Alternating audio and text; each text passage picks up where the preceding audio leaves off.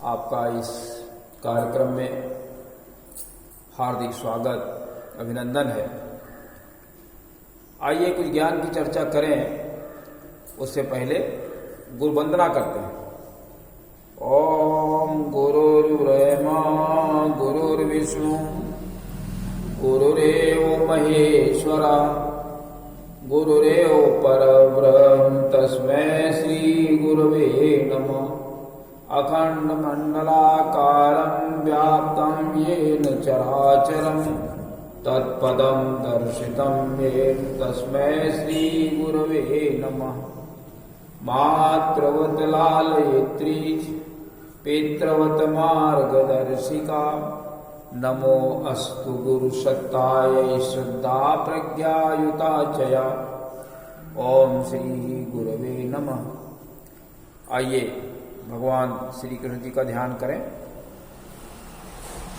ओम वसुदेव सुतं देवं कंसचाणूरमर्दनं देवकी परमानंदं कृष्णं वंदे जगद्गुरुम्।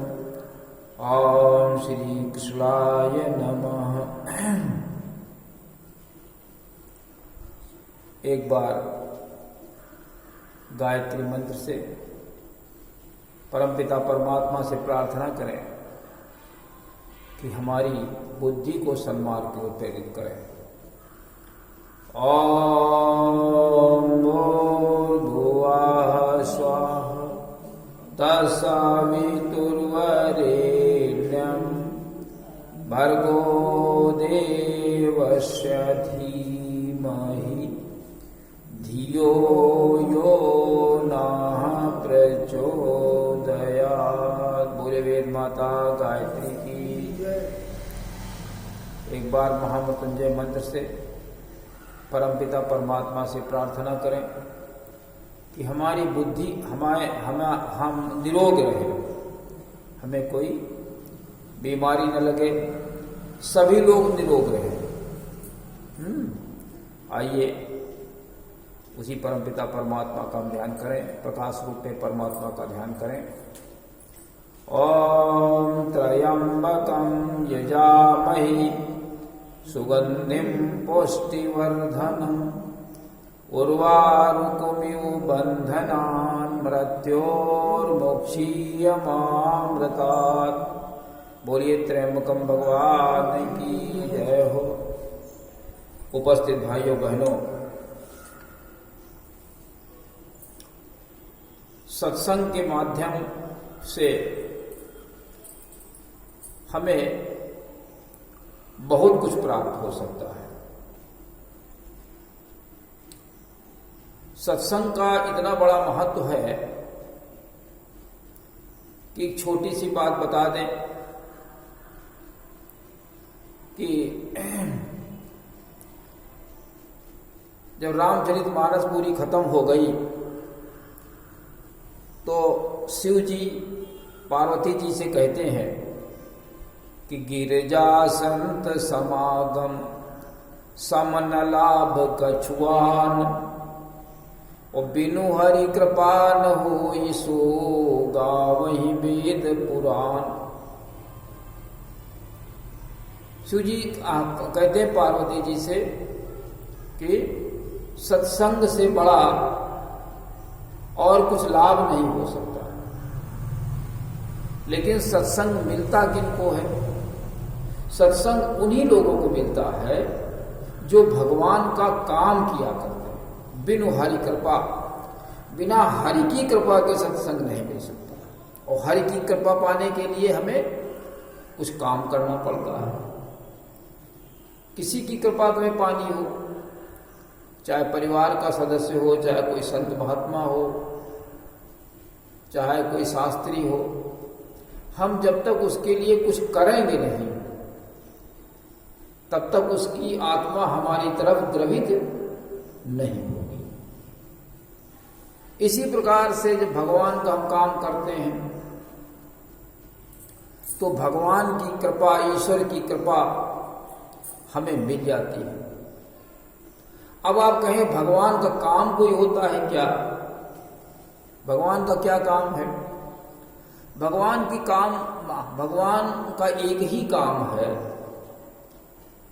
कि अपने को, अपने परिवार को आप संभालें, उसकी सेवा करें।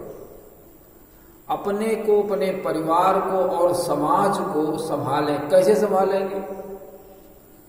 पहले तो खुद संभलें।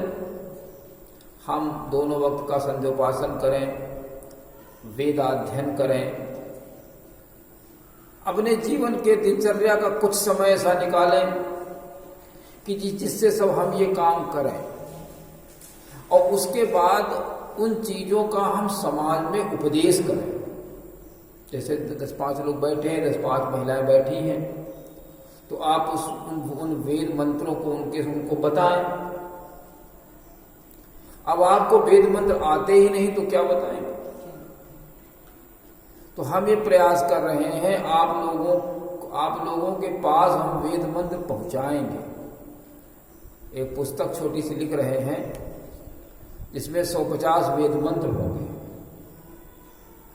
और उन वेद मंत्रों को आप खुद पढ़ें। मेहनत करनी पड़ेगी, पढ़ने में भाई मेहनत करनी पड़ेगी। और उन वेद मंत्रों को लोगों को बताएं कि देखिए इस वेद में ये लिखा, इस वेद में ये लिखा, इस वेद में ये लिखा, आप इस तरीके से चलिए, आप यही प्रभु का काम है। खुद संभलें, परिवार को संभालें और समाज को भी उपदेश करें। ये न सोचे नहीं कर सकते हैं, अरे हम इस बिरादरी के, ऐसा नहीं। सब एक ही परमात्मा की संतान है, कोई अलग नहीं है, सब उसी के हैं। अब ये ज्ञान के आधार पर लोग जो है उपलब्धियां कम हो जाती हैं। जिसके पास अच्छा ज्ञान है, अच्छी मेहनत है, पुरुषार्थी है, तो अच्छी उपलब्धियां प्राप्त कर लेता है। और जिसके पास एक अभाव होता है, या सहयोग न मिला, या ज्ञान न मिला, तो वो नहीं प्राप्त कर पाता है। इस प्रकार से आपको आगे बढ़ना है। देखिए, भरत को राजगद्दी मिल गई, लेकिन भरत ने उस राजगद्दी को लेने से इनकार कर दिया। कहा देखो हमारे बड़े भाई बहुत ज्ञानी क्षमतावान बैठे हैं, उनको ये गद्दी मिलनी चाहिए थी। हम इस गद्दी के अधिकारी नहीं हैं, हम तो राम के सेवक हैं, उनकी हमें सेवा करना है, उनके निर्देशों का पालन करना है। हम गद्दी नहीं करेंगे। और वो कहाँ चल देते हैं? राम को वापस लाने के लिए चित्रकूट को चल देते हैं। सबने बहुत मना किया, सबने कहा, लेकिन उन्होंने कहा ना, जब तक हम राम को देख नहीं लेंगे तब तक हमको चैन नहीं है, हमें नींद नहीं आएगी, हमारी उलझन बनी हुई है, चित्त अशांत है जब तक हम राम को देख नहीं लेंगे अपने बड़े भाई। और वो चित्रकूट की ओर चल देते हैं। और चित्रकूट ये सब यहां से पार करते हुए और गंगा जी में स्नान करने के बाद यमुना जी पार करते हुए और चित्रकूट पहुंच जाते हैं। चित्रकूट पहुंचने और सभी को वहीं रोक देते हैं, ऋषियों मुनियों को, अपने गुरु जी को, माताओं को, अपनी फौज को रोक देते हैं नदी तट पर ही। इसके बाद वो आगे चल देते हैं, वहां पहुंचते हैं जाकर के, और जहां पर वो पर्वत है, मंदाकिनी नदी पार करते हैं।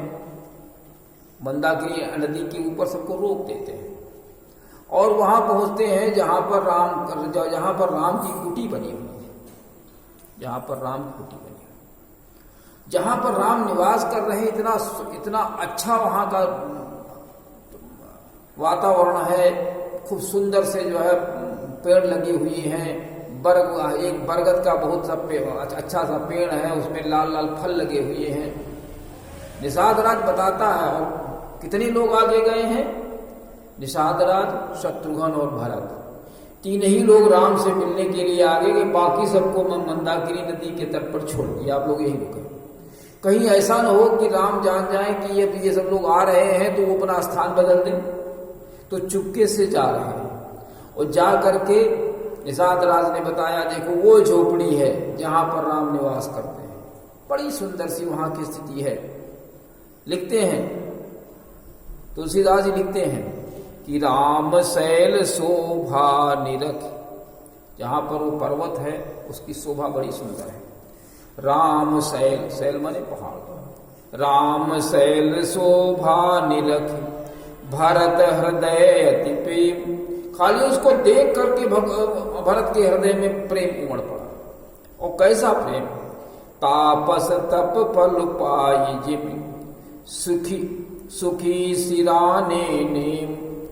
जैसे कोई तपस्वी व्यक्ति है, वो तप कर रहा है, नियमों का पालन कर रहा है, और जब उसको फल मिल गया, उसको सिद्धि मिल गई, तो बड़ा उसको आनंद आता है अपने जीवन में, बहुत आनंद आता है। ऐसे भरत को आनंद आ रहा है, भरत को आनंद आ रहा है ये देख करके, उस पहाड़ उस पर्वत की छटा को देख करके, सुंदरता को देख करके। और उसी के नीचे नदी के किनारे जो है राम की कुटी बनी हुई है, काहे की यही फूस और पत्तों की कुटी बनाई गई थी, वहां पर बनी हुई है। वहीं पर राम बैठ करके मुनियों के वो बताता है निषाद राज कि इसी के नीचे राम मुनियों के साथ में बैठ करके शास्त्रों वेदों और पुराणों की कथाएं सुनते हैं। राम भी कहते होंगे जैसे हम लोग यहां बैठे सुन रहे हैं कथाएं, हैं? ऐसे ही वहां पर भी कथाएं सुनते होंगे, वहां पर कथाएं सुनते हैं राम सीता के साथ। वो क्या बताता है, जहां जहां बैठे मुनिगण सहित नित सिय राम सुजान। सुनहि कथा इतिहास सब आगम निगम पुराण। आगम शास्त्र, निगम वेद, वेद शास्त्रों की वहां कथाएं सुनते हैं। ये नहीं कि चुपचाप बैठे हैं खाया पिया और सो रहे, नहीं, मुनियों के साथ ऐसी सबको करना चाहिए। वेद पुराणों की कथाएं सुननी चाहिए थोड़ी बहुत देर बैठ करके। इसीलिए तो साप्ताहिक ये प्रोग्राम हम करते हैं कि सभी लोग आए, 1 घंटा यहाँ बैठेंगे और उनको कुछ सब कथाएं बताएंगे, कुछ ज्ञान की चर्चा देंगे, अपने जीवन में उसको उतारेंगे, कल्याण होगा। ऐसे ही कल्याण होता है, ठीक है ना। और धीरे धीरे बढ़ते गए, देखा कि राम जी बैठे हुए हैं, लक्ष्मण जी उनके सामने खड़े हैं, सीता जी भी वही हैं। तो जैसे ही भरत ने राम को देखा तो जमीन पर गिर पड़े, जैसे एक लकड़ी गिर जाती है, और चिल्लाने लगे वहीं से। क्या चिल्लाने लगे कि पाहि नाथ कही पाहि गोसाई। रक्षा करो हे भगवान, हे नाथ रक्षा कीजिए, हे गोसाई रक्षा कीजिए। भूतल परे लकुट की ना, जैसे जमीन पर पड़े हो और वो लकड़ी एक गिरी पड़ी। देखिए कितना प्रेम भरत के अंदर है राम के प्रति। राम के प्रति इतना प्रेम है भरत को कि कहा नहीं जाता। कहते हैं कि अगर भरत न होते तो इस प्रेम के विषय में कौन बताता। भरत जी ही एक ऐसे हैं जिन्होंने जो न होत जग जन्म भरत को, सकल धर्म दुर्धरनि धरत को। है? अगर भरत न होते तो इस धर्म की धुरी को कौन धारण करता, जग में अगर न पैदा हुए होते। लेकिन राम नहीं देख पा रहे थे, राम पीछे थे, पीठ की तरफ भरत थे और सामने लक्ष्मण। लेकिन लक्ष्मण ने देख लिया कि भरत आ गए हैं और राम को प्रणाम कर रहे हैं। तो भरत ने जैसे ही बताया राम से कि भरत जी आपको प्रणाम कर रहे हैं, तो राम इतने अधीर हो गए प्रेम में। उनका वस्त्र कहां गया, कहां उनका धनुष बाण गया, कहां तरकस गया, उनको सब भूल गए, इधर उधर सब छिटक गए, उनको कुछ सब ध्यान ही नहीं रहा, इतना प्रेम में मगन हो गए। और तो तुलसीदास जी क्या लिखते हैं, उठे राम सुनि प्रेम अधीरा। और कहूँ पट कहूँ निसंग धनु तीरा। कहीं तरकस है, कहीं धनुष है, कहीं बाण है, कहीं वस्त्र है। इतना अधीर हो गए भरत का नाम सुनते सुनते।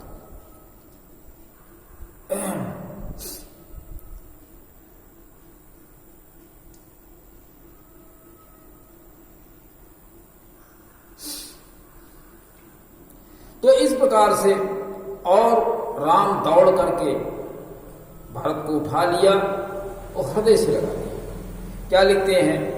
बरबस लिए उठाई उर लाए कृपा निधान। भरत जी को उठा करके उन्होंने हृदय से लगा दिया।